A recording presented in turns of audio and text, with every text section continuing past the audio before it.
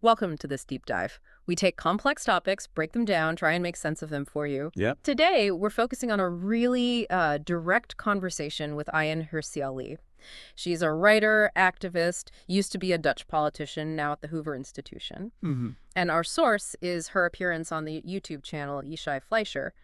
The video is called The Islamic Takeover Isn't Coming, It's Here. Quite a title. Yeah, it certainly grabs your attention. So for this deep dive, our mission really is to give you a solid grasp of Ayaan Hirsi Ali's main arguments. What she sees as this infiltration of radical Islam in the West and, the societal changes she thinks are fueling it. Right. We're going to unpack her 5 key reasons, look at the logic behind them, and just give you a clear overview of her thinking.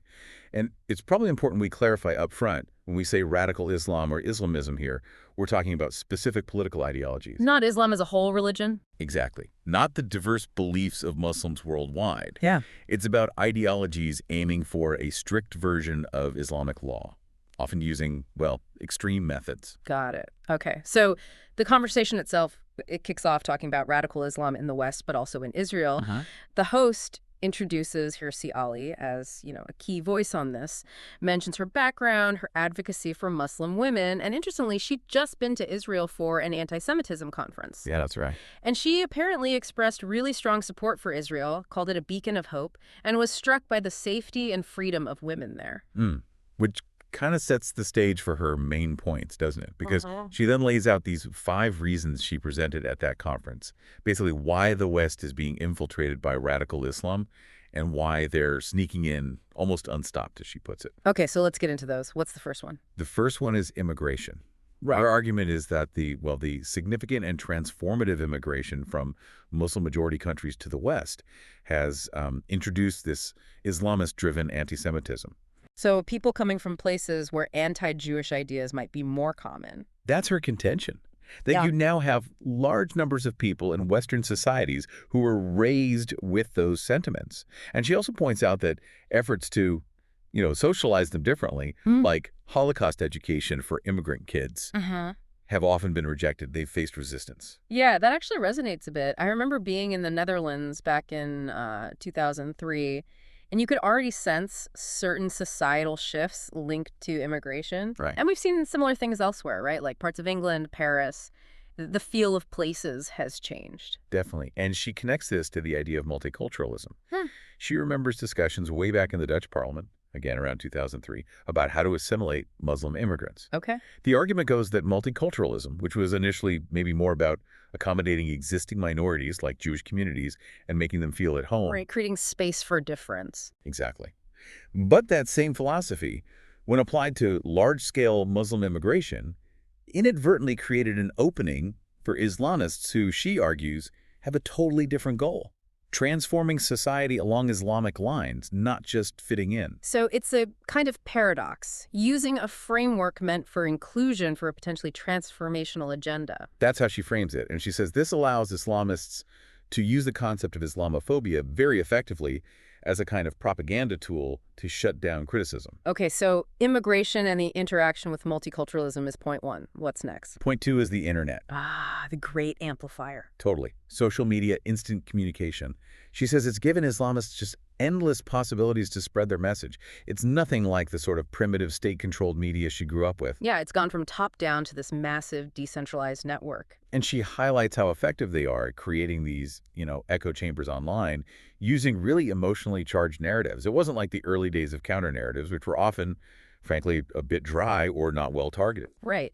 But as the YouTube host also asks, it does make you wonder, why don't Western values, freedom, choice, why don't they just automatically win out in that online space? Well, and that leads directly into her 4th point, which she calls the crisis of liberalism. But before we jump there, let's cover point 3, which she felt was really significant: the fallout from the Arab Spring. Okay, the Arab Spring, 2011-2012 timeframe. Exactly. She argues that period, with all the upheaval, the clashes between governments and Islamist groups in places like Egypt, Tunisia, even Saudi Arabia cracking down, it led to a major strategic shift.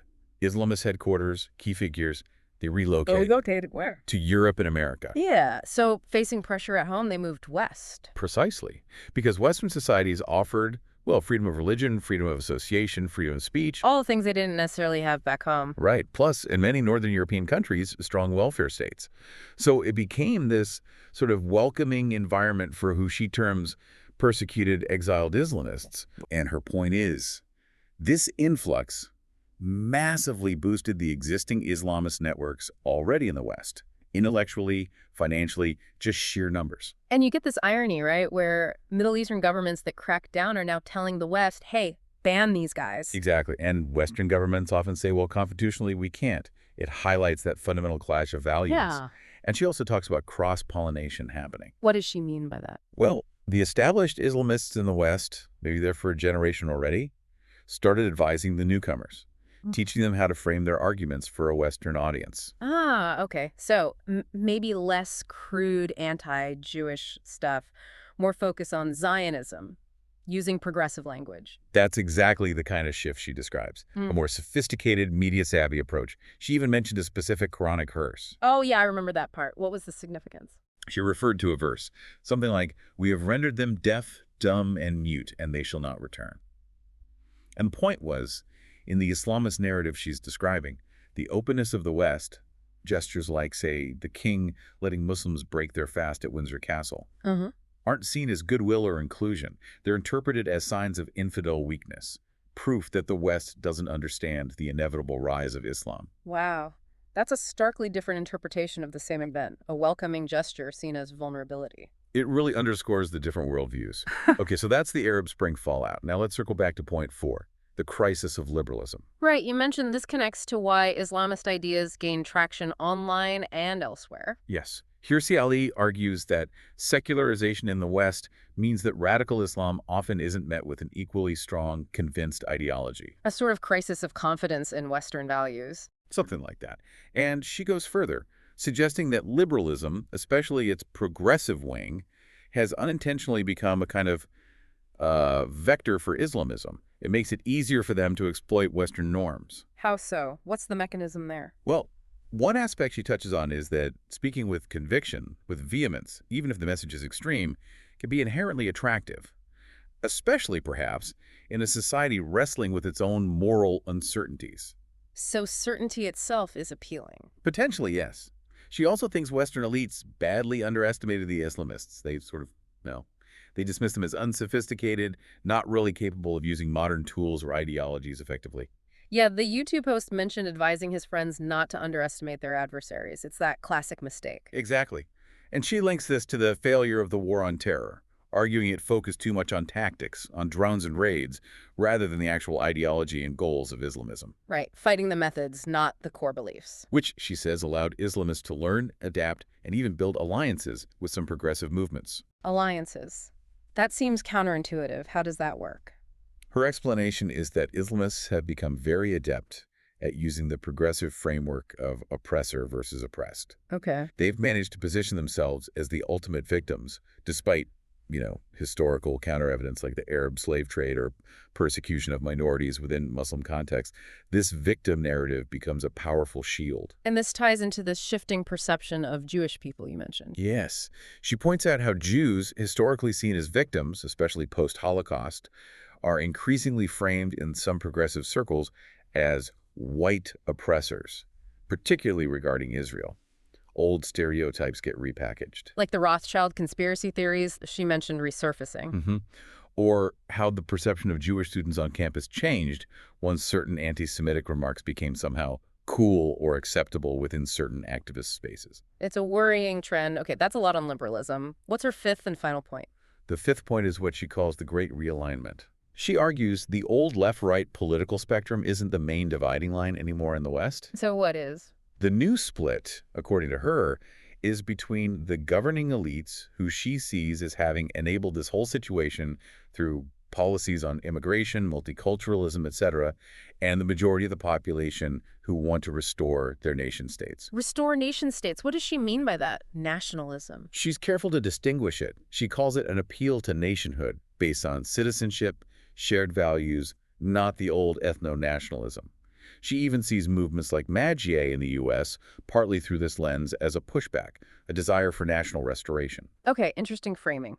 How does this realignment connect back to tackling anti-Semitism and radical Islam? Well, her key argument here is that the traditional way of fighting anti-Semitism, focusing primarily on Jewish victimhood, is actually counterproductive now. Why counterproductive? Because, she says, it feeds right into that progressive victimizer narrative that Islamists exploit. It empowers them. So constantly highlighting victimhood reinforces the frame they use. That's her take. Instead, she argues the approach should be to expose the broader Islamist plan, the revival of the caliphate, and make it clear that everyone is a potential target, not just Jews.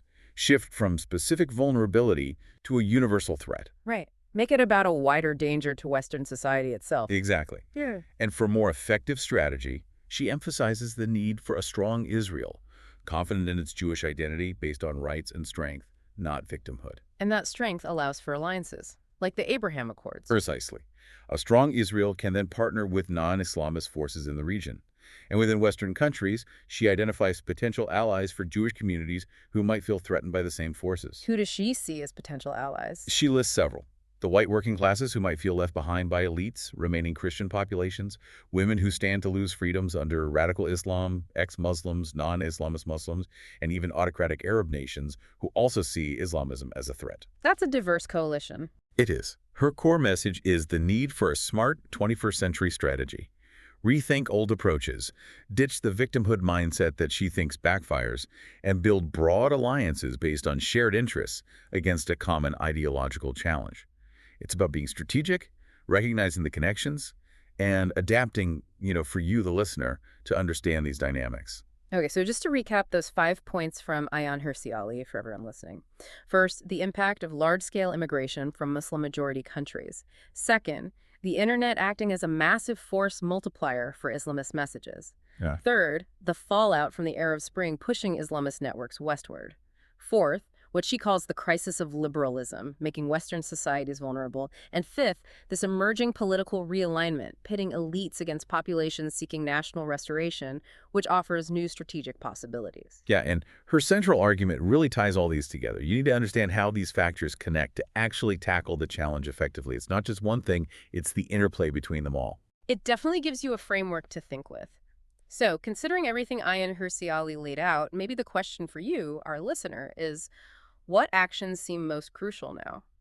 Is it about rethinking immigration, developing better online counter strategies, forging those new, maybe uncomfortable alliances she talked about, moving away from victim narratives? Lots to chew on. No easy answers for sure, but hopefully understanding her analysis provides a useful starting point for thinking it through. Well, thank you for joining us for this deep dive into Ayaan Hirsi Ali's perspective. Yeah. As always, we encourage you to keep thinking critically about these really complex issues. Until next time.